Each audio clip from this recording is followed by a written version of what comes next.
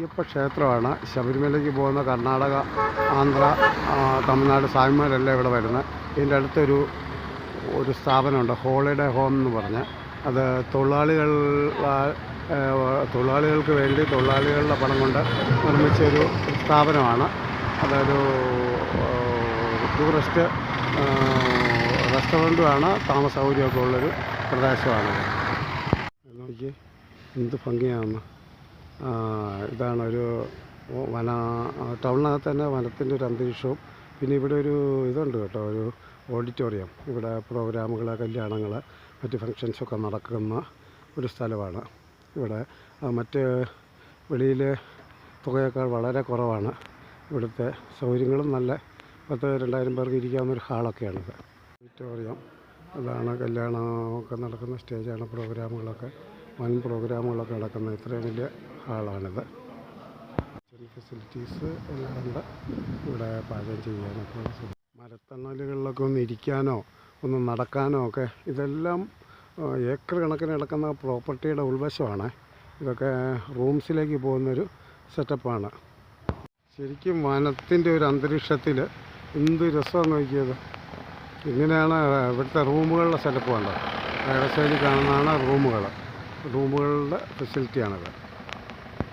ഓരോ ഫാമിലിക്ക് താമസിക്കാവുന്ന സൗകര്യങ്ങളാണ് സെപ്പറേറ്റ് ആയിട്ട്. അതപ്പുറത്ത് കാണുന്ന റൂംസാണ്. ഇപ്പോൾ ഡബിൾ റൂംസ്, സിംഗിൾ റൂംസും ഒക്കെ അവിടെയുണ്ട്. അതിൻ്റെ അപ്പുറത്ത് നോക്കിയാൽ കുട്ടികൾക്ക് കളിക്കാവുന്ന സ്ഥലങ്ങളും വനവും ഒക്കെ എന്ത് ഭംഗിയാന്ന് നോക്കിയേ. കുട്ടികൾക്കുള്ള കറങ്ങാവുന്ന സൗകര്യങ്ങളും ഒക്കെ ഉണ്ട് ഇവിടെ. ഇത് റൂംസാണ്. പാർക്കിംഗ് ഏരിയ, മറ്റ് ശല്യങ്ങളൊന്നുമില്ല. പിന്നെ ന്യൂ ഇയർ, ക്രിസ്മസിനൊക്കെ ഇവിടെ ഭയങ്കര പാട്ടും കൂത്തും അടിപൊളി സംഭവങ്ങളും. അതൊക്കെ കുട്ടികൾക്കുള്ള സൗകര്യങ്ങളാണ് കേട്ടോ. അതൊക്കെ റൂമുകളാണ് സെപ്പറേറ്റ്.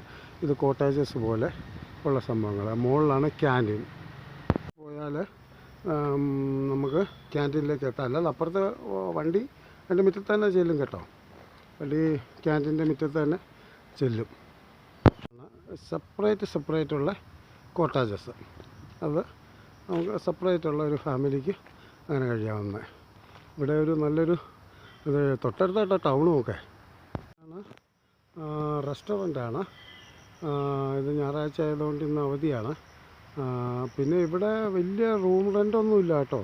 10,000-5,000, 10,000 ഒന്നും റൂം റെൻ്റൊന്നുമില്ല. വളരെ GST സഹിതം വളരെ നിസ്സാര തുകയുള്ളൂ. ഇത് രണ്ടും ഡോർമെറ്ററീസാണ്. ആ രണ്ടും കാണുന്നത് ഡോർമെറ്ററീസ്. അതും 10-30 ബെഡുള്ള ഡോർമെറ്ററീസിന് വളരെ നിസ്സാര തുകയേ ഉള്ളൂ. ഇവിടുത്തെ റൂം റെൻറ്റുകളും ഇവിടുത്തെ ഫെസിലിറ്റീസൊക്കെ വളരെ നല്ലതാണ്. പിന്നെ കുറേ പരാധീനതകളൊക്കെ ഉണ്ട്. കാരണം എന്ന് പറഞ്ഞാൽ ഇത്രയും ടൂറിസ്റ്റുകൾ മുൻകൂട്ടിയൊക്കെ ബുക്ക് ചെയ്ത് വരികയും അങ്ങനെയൊക്കെ ചെയ്യുന്ന ഈ സ്ഥാപനത്തിൻ്റെ ചില സ്രോതസ്സിനും മറ്റ് അറ്റകുറ്റപ്പണികളും ഒക്കെ ഒത്തിരി കിടക്കുന്നുണ്ട്. അങ്ങനെയുള്ളൊരു പ്രശ്നങ്ങളൊക്കെ ഉണ്ട്. ഇത് തേക്കടി ഫോറസ്റ്റിൻ്റെ ഭാഗമാണ്. ഇതൊക്കെ വനത്തിൻ്റെ അതിർത്തി കേട്ടോ. ഇത് തേക്കടി വനമാണ്. അത് ഇലക്ട്രിക് എർത്തടിക്കാനുള്ള ഇതൊക്കെ. കാരണം ജനങ്ങളെ ആക്രമിക്കാതിരിക്കാൻ മൃഗങ്ങളൊക്കെ വന്ന് അതിനുള്ള എർത്ത് കമ്പുകളാണ് കാണുന്നത്. ഈ റോഡ് കുരിശുമലയ്ക്കുള്ളതാണ്. ഇതാണ് ഇവിടുത്തെ ഫെസിലിറ്റീസ്. അതിൻ്റെ സെക്യൂരിറ്റി ഓഫീസ്. ഇതാണ് അതിൻ്റെ ഓഫീസ്. ഇവിടെയാണ് ബുക്ക് ചെയ്യുക, കാര്യങ്ങളും റൂമിലൊക്കെ ചെയ്യേണ്ടത്. പിന്നെ ഇത് തൊഴിലാളി, ഇതിൻ്റെ ലാഭവും മറ്റു കാര്യങ്ങളും എല്ലാം കണക്കുള്ളതാണ്. ഇതെല്ലാം തൊഴിലാളി ക്ഷേമത്തിലേക്ക് തന്നെ പോകുന്നതാണ്. തൊഴിലാളികളുടെ സ്ഥാപനമാണിത്. അതിൻ്റെ ഒരു ഗുണമുണ്ട്. നമ്മൾ മറ്റ് ഇതിനൊക്കെ കൊടുക്കുന്ന പൈസക്കാളിലൊക്കെ ഇത് അവരുടെ ക്ഷേമത്തിന് വേണ്ടി തന്നെയാണ് ഉപയോഗിക്കുന്നതും കേട്ടോ. അങ്ങനെയുള്ള പിന്നെ ഇതിന് കുറേ ഡിഫക്റ്റുകളും കാര്യങ്ങളും ഒക്കെ ഉണ്ട്. ഹോം ഫോർ വർക്കേഴ്സ് എന്നുള്ള ബോർഡ്.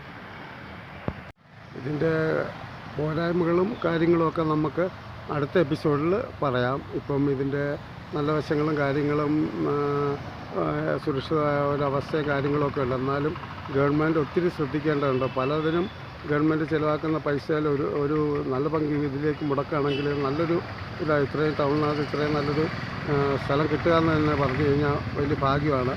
നല്ല കാര്യത്തിന് വേണ്ടിയിട്ടാണ്. അങ്ങനെയൊരു ഗുണമുണ്ട്. കാരണം ആരും സ്വന്തമായിട്ട് മുടക്കുന്ന പൈസയല്ല. എല്ലാം ഗവൺമെൻറ്റിൻ്റെ ഫണ്ട് ഉപയോഗിച്ചാണ് എല്ലാ പുരോഗമന പ്രവർത്തനങ്ങളും നടത്തുന്നത്. നമ്മളടയ്ക്കുന്ന ടാക്സ് തന്നെയാണ്.